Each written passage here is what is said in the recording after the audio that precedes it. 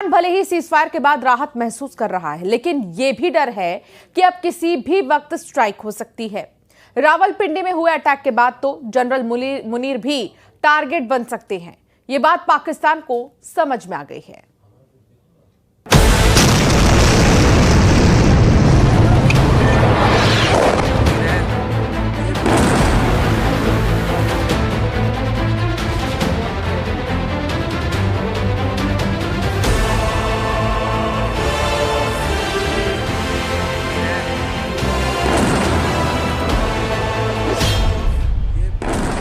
रावलपिंडी नूर Khan airbase पर धमाका हुआ और यहीं से पाकिस्तान का सबसे बड़ा खौफ शुरू हो गया।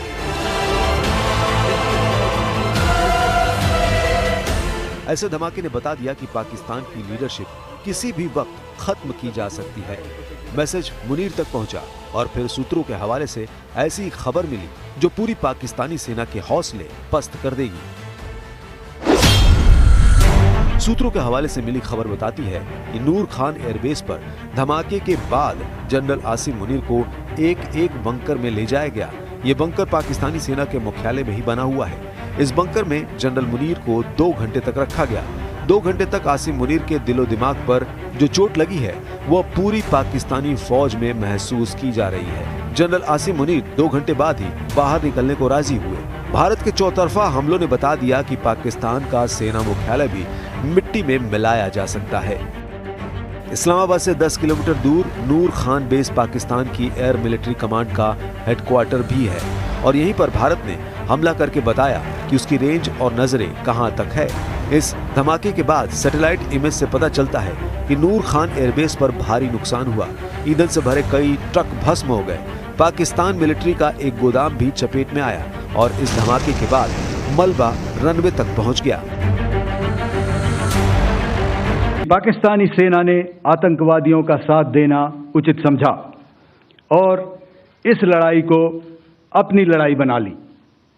इस परिस्थिति में हमारी जवाबी कार्यवाही अत्यंत आवश्यक थी और इसमें उनका जो भी नुकसान हुआ वे खुद इसके लिए जिम्मेदार हैं।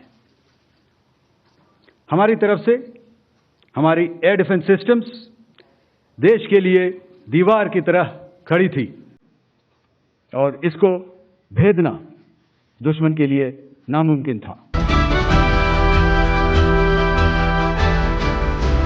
सेना की प्रेस कॉन्फ्रेंस से पहले एक वीडियो चलाया और इसमें लिखा, पाकिस्तानी मिराज चकनाचूर हो गया है। और जो इसे जिस तरह समझे, मिराज यानी मृग तृष्णा, रेगिस्तानी इलाके में होने वाला वो दृष्टि भ्रम जिसमें लगता है कि कुछ दूरी पर पानी मौजूद है। मैसेज साफ है कि पाकिस्तान की गलतफहमी दूर कर दी गई है। अब पाकिस्तान की गलतफहमी को दूर करने वाली ताकत देख लीजिए। यह है वो मिसाइल जिसने पाकिस्तान के भ्रम को तोड़ दिया। यह है ब्रह्मोस सुपरसोनिक क्रूज मिसाइल। इसी मिसाइल ने पाकिस्तानी एयरबेस, रेडार स्टेशन, आतंकी अड्डों में कोहराम मचाया है। सुपरसोनिक क्रूज मिसाइल ब्रह्मोस की रेंज 290 किलोमीटर थी, जिसे बढ़ाकर 450 किलोमीटर कर दिया गया और अब 800 किलोमीटर तक के टारगेट इसकी जद में है। यानी पाकिस्तान का कोना कोना अब ब्रह्मोस की रेंज में आ चुका है। इस मिसाइल की रफ्तार करीब 3500 किलोमीटर प्रति घंटा है। यानी हर 1 सेकंड में ये 955 मीटर का फासला तय करती है। अब इस रफ्तार से पाकिस्तान कैसे बचा होगा या आगे कैसे बचेगा, इसी बारे में सोचकर सबसे बड़ा सदमा जनरल आसिम मुनीर को लगा है। जनरल मुनीर ही नहीं, पूरी पाकिस्तानी फौज का दिलो दिमाग ब्रह्मोस के धमाके से छलनी हो चुका है। यही वजह है कि रावलपिंडी पर हमले के दौरान आसिम मुनीर 2 घंटे तक बंकर में रहे। इसकी सबसे बड़ी वजह ब्रह्मोस मिसाइल ही मानी जा रही है, क्योंकि इसको रोकने की ताकत दुनिया में किसी भी सेना के पास नहीं है। रूस की मदद से 1990 के दशक में जिस मिसाइल को बनाने का काम शुरू हुआ, वो आज भारतीय स्ट्राइक मिशन की बैकबोन बन चुकी है और पाकिस्तान पर हुई स्ट्राइक ने इस बात को साबित कर दिया है कि जनरल आसिम मुनीर की फौज के पास इसका कोई जवाब नहीं था। युद्ध के मैदान पर हमने हर बार पाकिस्तान को धूल चटाई है और इस बार ऑपरेशन सिंदूर ने नया आयाम जोड़ा है। हमने रेगिस्तानों और पहाड़ों में अपनी क्षमता का शानदार प्रदर्शन किया और साथ ही न्यू एज वॉरफेयर में भी अपनी श्रेष्ठता सिद्ध की। ब्रह्मोस समेत कई और तरह के हथियारों को रोकने पर पाकिस्तान पूरी तरह नाकाम साबित हुआ है। 3 घंटे के अंदर पाकिस्तान के 11 अड्डों पर हमला हुआ और वो कुछ नहीं कर पाया। जनरल मुनीर की एयरफोर्स को पूरी तरह खत्म करने वाले हमले का ट्रेलर दिखाया जा चुका है।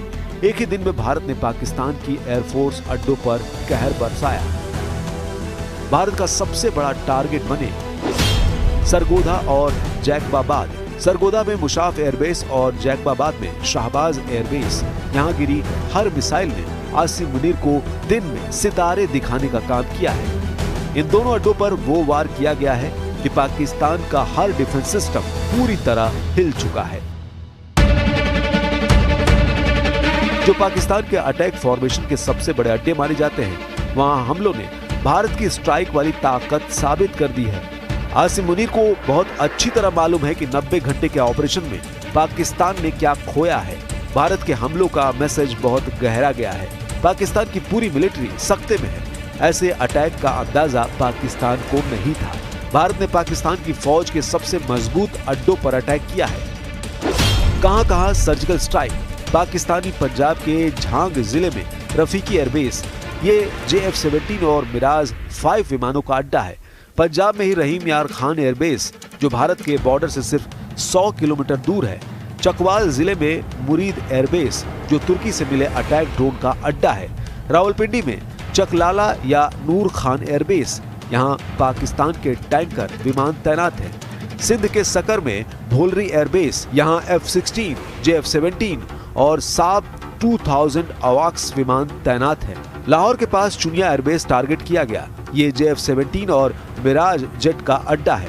इसके अलावा सियालकोट के पास पसरूर में एक रेडार अड्डा उड़ा दिया गया और सियालकोट में एक हवाई अड्डे पर भी हमला किया गया है। ये एक दूसरी तरह का वॉरफेयर था and it is bound to happen.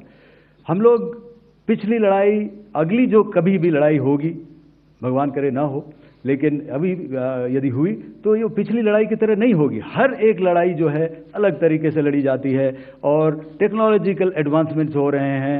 हम भी उस एडवांसमेंट्स के हिस्सा हैं, हमारे एडवर्सरीज भी हिस्सा हैं। So it is a cat and mouse game and you have to be ahead of the curve to beat your adversary. Pakistan के 40 अड्डे भारत के टारगेट पर थे, लेकिन शुरुआत में 11 अड्डों पर ऐसा हमला किया है कि बाकी बचे अड्डों में दहशत फैल गई। पाकिस्तान को हुए नुकसान की तस्वीरें आपके सामने हैं, लेकिन पाकिस्तान बताना नहीं चाहता कि उसकी एयरफोर्स को कितना बड़ा झटका लगा।